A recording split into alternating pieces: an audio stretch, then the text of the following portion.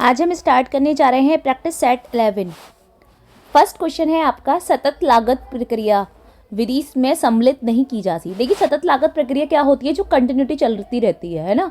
तो बहुसंख्य लागत विधि है जो बहुत सारे लोग जिसे मिलकर काम करते हैं। इकाई लागत विधि है जो एक यूनिट में कार्य किया जाता है, ठीक है। और विभागीय विभाग के हिसाब से की जाती है। अब आता है ठेका लागत पद्धति। देखिए यही पद्धति है जिसे हम कंटिन्यू नहीं कर सकते, जैसे हमारा टारगेट पूरा हो जाएगा तो हम इसे ऑफ कर देंगे। तो ऑप्शन क्या होगा हमारा, फर्स्ट था, ये फोर्थ, ठेका लागत पद्धति, ठीक है, जो सतत लागत प्रक्रिया में सम्मिलित नहीं होती, ठीक है।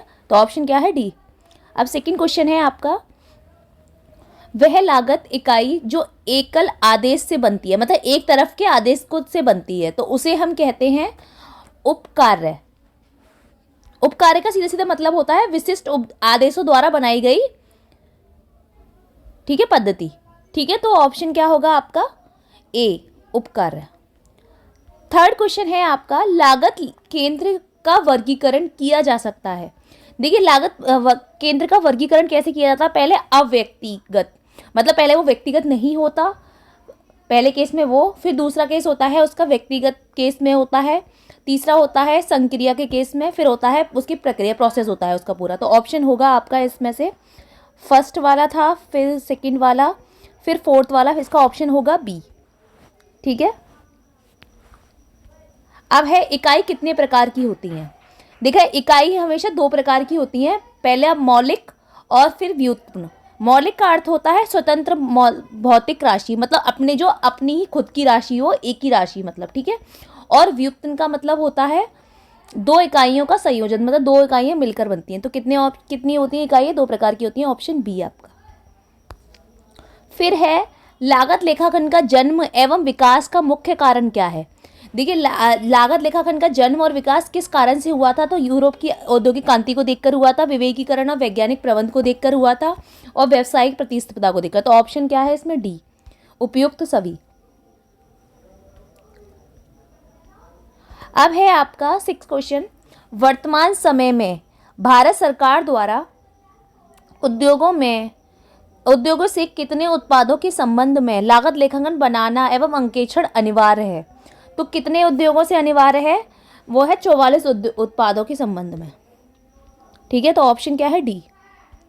अब है आपका, भारत सरकार द्वारा कॉस्ट एंड वर्क अकाउंट्स किस सन में पारित किया गया। तो ये सन में पारित किया गया था 1959 में, तो सन 1959। अब है आपका 8 क्वेश्चन है, भारत में लागत लेखांकन का विकास किस सन में हुआ। तो भारत लेखांकन का विकास जो हुआ था वो हुआ था 1947 में, ठीक है, ऑप्शन डी। अब है 9 क्वेश्चन, विक्रय मूल्य ज्ञात करने का सूत्र बताइए। तो विक्रय मूल्य को हम कैसे ज्ञात किए जाते हैं, विक्रय मूल्य को ज्ञात करने के लिए हमें क्या करना होता है। देखिए पहले तो इसका ये होता है, पहला होता है डायरेक्ट कॉस्ट, ठीक है। डायरेक्ट कॉस्ट डायरेक्ट एक्सपेंसेस को प्लस करेंगे, इन सबको प्लस करने के बाद निकलती है हमारी प्राइम कॉस्ट। प्राइम कॉस्ट में हम प्लस करते हैं फैक्ट्री एक्सपेंसेस, ठीक है, फिर निकलती है हमारी फैक्ट्री कॉस्ट। फैक्ट्री कॉस्ट में हम प्लस करते हैं फैक्ट्री कॉस्ट में क्या प्लस करते हैं हम, ऑफिस एक्सपेंसेस, और फिर उसमें निकलती है हमारी कॉस्ट ऑफ प्रोडक्शन, ठीक है। फिर हम क्या करते हैं, कॉस्ट ऑफ प्रोडक्शन मतलब होता है हमारा टोटल कॉस्ट। टोटल कॉस्ट में प्लस करते हैं हम प्रॉफिट को, तब निकलती है हमारी क्या, सेल्स। तो ऑप्शन क्या है, कुल लागत में प्लस करेंगे अनुमानित लाभ, ऑप्शन ए, ठीक है। अब है आपका 10 क्वेश्चन है, सुपुर्दगी वाहन से रख रखाव एवं ह्रास संबंधी व्यय आते हैं, वो किस चीज़ में आते हैं। देखिए डेप्रिसिएशन और वाहन को रखने के लिए जो भी खर्च किए जाते हैं वो हमेशा कुल लागत में आते हैं, ठीक है, ऑप्शन बी। अब बोल रहे हैं क्वेश्चन 11 है आपका, प्रतिशत के आधार पर लाभ की गणना यदि लागत पर लाभ की दर दी गई हो तो, मतलब अगर देखिए हमेशा जो निकलती है लाभ की गणना जो निकलती है वो कॉस्ट पर निकलती है। अगर वो कॉस्ट पर दे रखी है तो क्या हम क्या करते हैं, कॉस्ट का टोटल कॉस्ट या cost of sale multiply rate of profit upon 100। तो क्वेश्चन क्या होगा, ऑप्शन आपका ये फॉर्मूला होगा ए, ठीक है। लेकिन अगर वो विक्रय लागत पर निकलती है, कैसे क्वेश्चन है आपका 12, प्रतिशत के आधार पर लाभ की गणना यदि विक्रय पर लाभ की दर दी गई हो। तो मतलब आप देखिए पहले दे रखा था कॉस्ट पर, ठीक है, तो आपने सीधे सीधे निकाल दिया मल्टीप्लाई 100 करके, लेकिन डिवाइड 100 करके, ठीक है, मल्टीप्लाई रेट ऑफ प्रॉफिट और अपॉन 100 करके। लेकिन अब इसमें क्या है कि विक्रय पर दे रखी है, तो विक्रय में दे रखी होगी तो जितनी वैल्यू दर दे रखी होगी उसे 100 में से घटा देंगे। तो ऑप्शन क्या होगा आपका, कुल लागत या विक्रय की लागत मल्टीप्लाई लाभ की दर अपॉन 100 में से लाभ की दर को घटाएंगे। तो ऑप्शन क्या होगा आपका, बी। अगर ये विक्रय की लागत, विक्रय पर लाभ की दर दी गई हो तो तब करना है ये, और अगर लागत पर दे रखी हो खाली तो आपको क्या करना है, सिर्फ मल्टीप्लाई डिवाइड 100 करना है। अब है आपका क्वेश्चन 13। शब्द उत्पादन लागत निर्माण खाते के एक विशेष रूप को ज्ञात करने में उपयोग किया जाता है ताकि एक निश्चित समय में उत्पादित माल की वास्तविक लागत प्रकट कर सके। ये खाते थोड़े समय के अंतर ही बनाए गए हैं, जैसे मासिक। मासिक ये विचार किसने बोला है, तो ये विचार बोला है ग्लोवर एंड विलियम्स ने, ठीक है। तो ऑप्शन ए। अब है 14 क्वेश्चन आपका, ठेकेदाता द्वारा रोके गए प्रमाणित कार्य को क्या कहा जाता है। देखिए जो आप कोई कार्य आपने मतलब उसने प्रमाण कर दिया कि आपको काम करना है, मतलब डॉक्यूमेंट के द्वारा प्रमाणित हो गया, फिर ठेकेदाता उसे रोक देता है तो उस कार्य को हम बोलते हैं अवरोध कार्य। ऑप्शन ए आपका, ठीक है।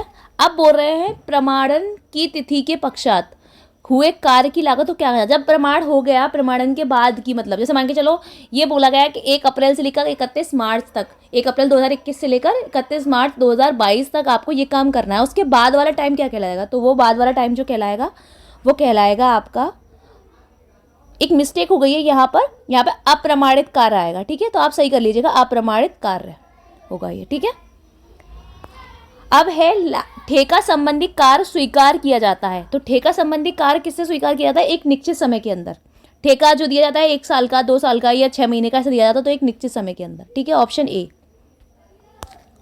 अब बोल रहा है 17 क्वेश्चन है आपका, एक ऐसा व्यक्ति जो ठेका संबंधित कार्य पूरा करने का समझौता करता है, तो वो कौन करता है, जो ठेका देता है, ठीक है, तो कौन, ठेकेदाता, ऑप्शन बी। अब क्वेश्चन है आपका, प्रत्येक ठेका लागत निर्धारित करने के लिए आपको क्या करना होगा, प्रत्येक इकाई को अलग अलग होती है।